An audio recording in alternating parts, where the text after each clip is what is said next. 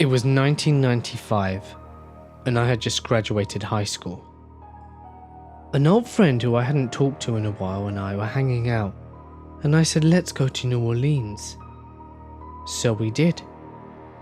We had $140 between us, and back then it was more than enough.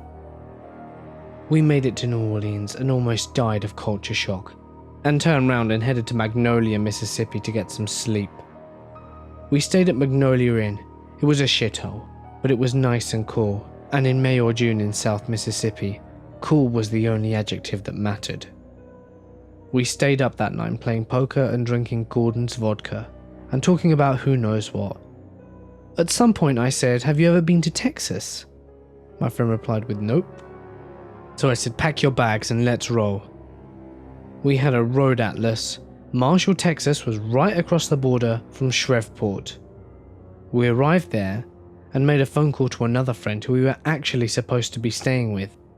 Both of our mothers had called looking for us, and the only person that we knew who would be there was the buddy on the phone. It was no big deal. We'd be home in a day or two. Marshall was a decent town and home to the Fire Ant Festival.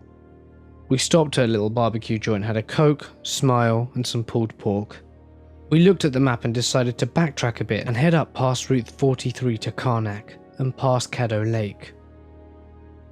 We would eventually run to Highway 59, head to Tuxcana, and then back home. We left the barbecue joint and headed towards 43. It was dusk. Highway 43 wasn't lit very well either. My friend was driving and we were doing about 45 miles per hour. Any faster would have been reckless, even for a couple of dumb 18-year-olds. This road was dark, winding, and full of hills that ended in curves. There were also beady, glowing eyes on both sides of the road.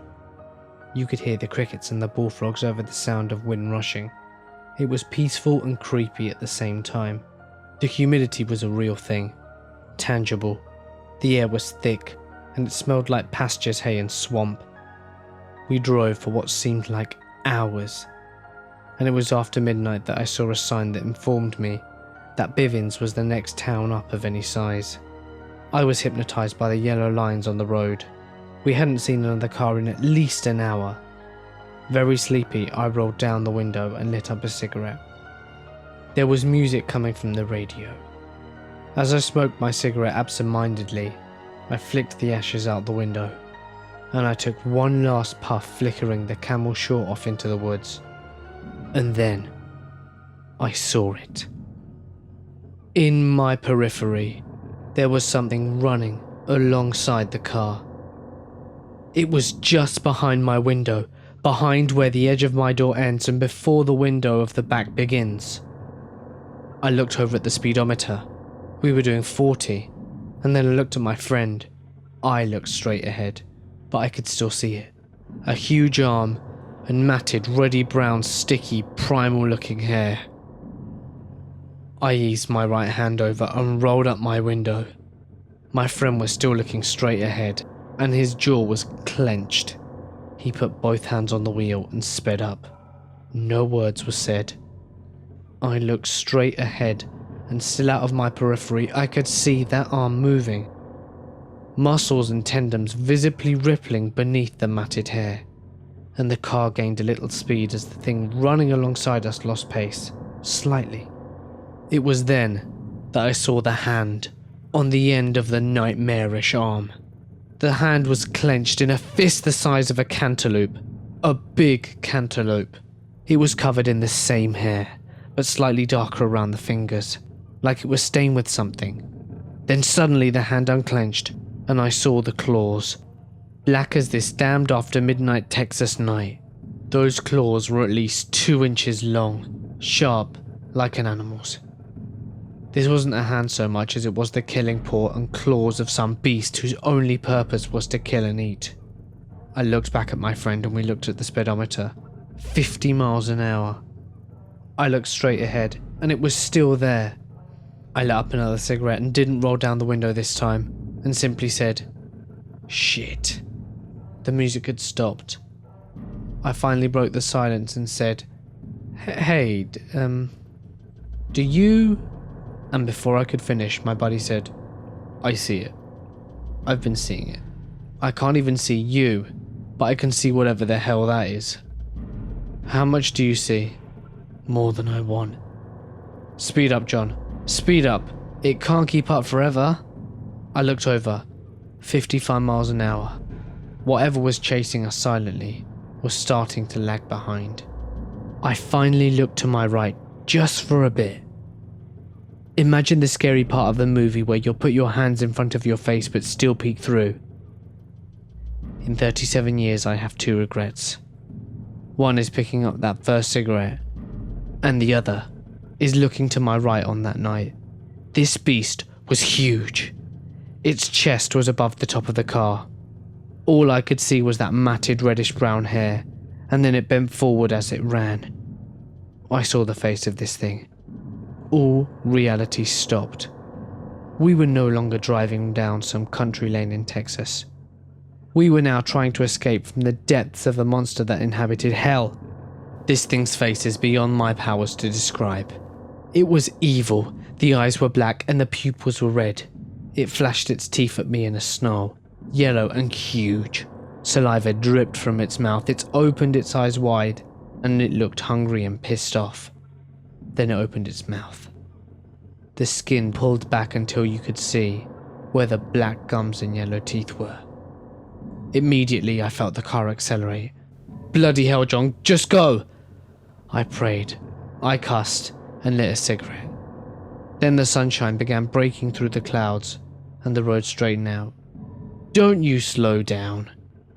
We drove through Bivens and we drove through Texarkana. Then we drove home. We never said a word. It was later, 11 years to be exact, before we even talked about it again. And we didn't talk about it much. He said he'd never told anyone, and I haven't either. I told the story a few weeks ago for the first time whilst I was parked outside a gravel road, doing the things you do when you're parked outside a gravel road with a pretty good looking woman. I told it a year or so ago to a couple of kids who wanted to hear a scary story as they sat around a campfire. They didn't sleep for a day or two, but they asked me a dozen more times to tell them the story. I never told anyone until now that I did see its face. I've been scarred for life exactly 2 times. Once was that road, and the other one was looking at a grizzly bear in front of me, with terminal velocity, with drops to the side of me. Call it what you will. Call it bullshit if you want, but look me in the eyes and let me tell you this story, and you'll know. Never doubt that there are things in this world that defy explanation and logic. This happened to me 6 years ago, and I still haven't figured it out. I'm an adult female who loves to walk at night. My state is relatively safe in more populated areas, but there are horror stories from the northernmost parts, paranormal or just garden variety monstrous human behavior which goes unreported. Fortunately, I'm not a tiny girl, so most creepers decide I'm more trouble than I'm worth and leave me be. Due to this, I tend to be overconfident and travel on foot in the dark a lot when I can't sleep. 6 or so years ago, I was visiting my then boyfriend who worked in law enforcement. He was on a midnight shift that weekend, and I was up and about enjoying the serenity of being away from my beautiful yet overrun with tourists oceanside town. Lo and behold, I couldn't sleep and decided to go stargazing for a bit down by the lake. I walked down the main street in town, trying to stay on more well-lit areas to avoid smashing into a moose during mating season. Those ugly mofos will fuck your day up, and their eyes don't reflect in the dark, making them impossible to avoid until it's too late. I walked by a house in the center of town, which I had walked by hundreds of times during the day and thought nothing of it. From the backyard, I heard this horrific screeching growl. I can't really describe it any other way. It was unlike anything I'd heard before, and while many nocturnal animals make demonic sounds, generally while being eaten alive by another critter, this just stopped me in my tracks. I saw movement at the corner of my eye and then heard that horrific screeching growl again coming from the figure in the dark. What appeared to be an average-sized man started walking very slowly and twitching. Everything about how he or it moved was just wrong. I could only see a silhouette, no features, but it appeared as if it had been ripped apart and sewn back together crudely. The figure then started to giggle, fucking giggling. It was horrible. I yelled out to the figure, probably more for my own comfort and to make sense of what the fuck was happening. "What the hell? Are you on bath salts?" And proceeded to walk on and hope that this was the end of it. As soon as I turned my heel, the figure went into a full sprint right towards me. I jumped back and fumbled through my purse for my switchblade in case I wasn't fast enough. Then just like that, it stopped running, very abruptly. It was almost as if it ran head-on into an invisible wall. I stopped running too. I know, curiosity will kill me someday. The figure was twitching and breathing heavily. It reminded me of a person's body language after breaking them up from a fight, just staring, shaking, and catching their breath. The figure had stopped right where the moonlight reflected on the ground and stayed in the shadows. I did the second dumbest thing of the night by pointing and laughing at it before booking it the fuck home, staying in areas where moonlight led my way only.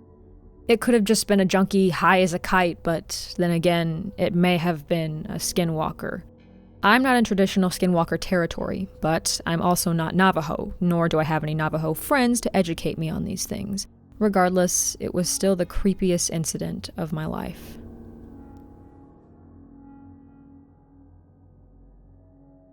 My grandpa lived in Myton, Utah, and he told stories about skinwalkers and how they could take the form of any animal or anyone you knew. I asked him one day if he'd ever met one, and he told me that he had. It was a very long time ago, before I was born, he said. He went on to say that he was young and foolish, that he went into the Valley of the Skinwalkers, a valley where life never enters, not even the crows, the guardians of death. They too fear the evil that lives out there, and he continued. He went there to show people that nothing evil existed in the valley, nothing but their fears, but that he was wrong. He went on to say that he had gone to the Skinwalker Valley in his old red truck, just to prove to everyone that what they thought they knew were just stories to scare them. When he reached the valley, the grass was black, as if it had been burnt but survived the fire. The trees looked dead, but they were alive. He told me that he had seen a house not far from where he stood. It was old and had the roof caved in.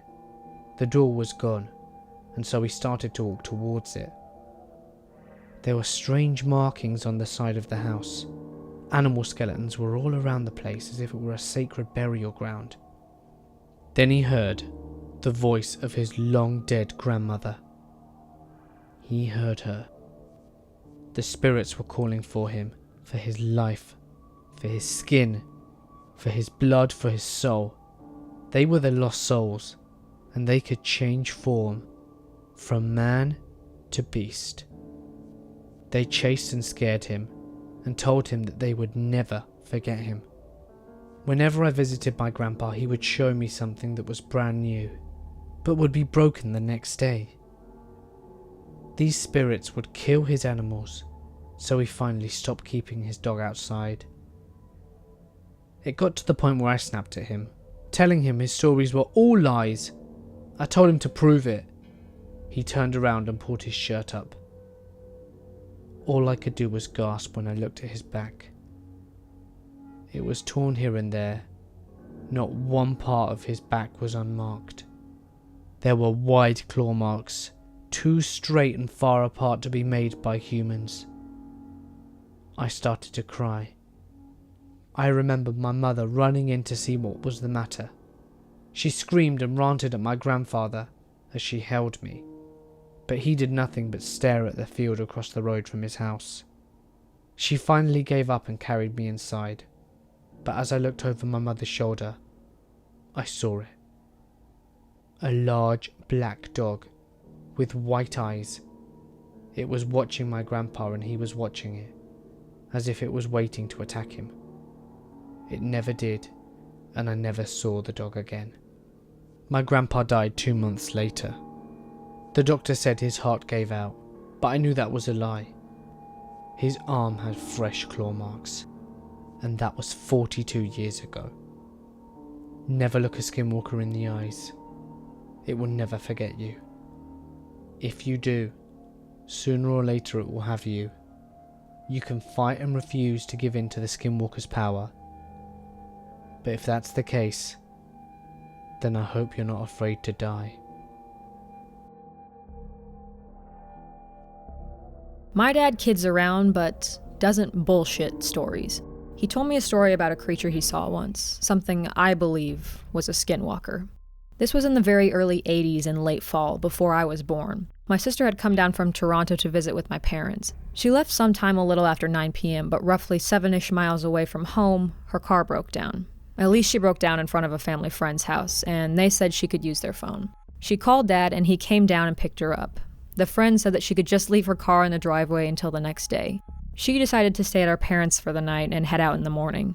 As they're coming back home, it's now a little after 10 p.m. While driving through a particularly wooded spot, they hear a loud, fucking inhuman scream. It was so loud it drowned out the radio, the engine, even their voices for the split second that it happened. Dad slammed on the brakes and they started freaking out. What the fuck was that noise when suddenly something appeared at the edge of the car's lights on the side of the road? It was a coyote, at least 7 feet tall, and it was walking on its hind legs. It had a black and white striped tail. It walked across the road in front of the car. Then, once it disappeared across the road, they heard that scream again, only far louder than the first time, and they got the fuck out of there. Hey guys, it's Mort here, and thank you so much for listening. So, that's 4 stories.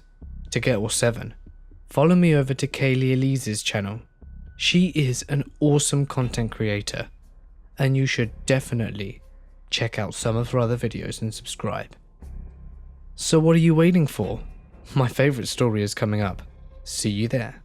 I was asleep in my bed facing away from the door, and in the dream I woke up for some reason, and a calm, unisex voice told me that I was being watched.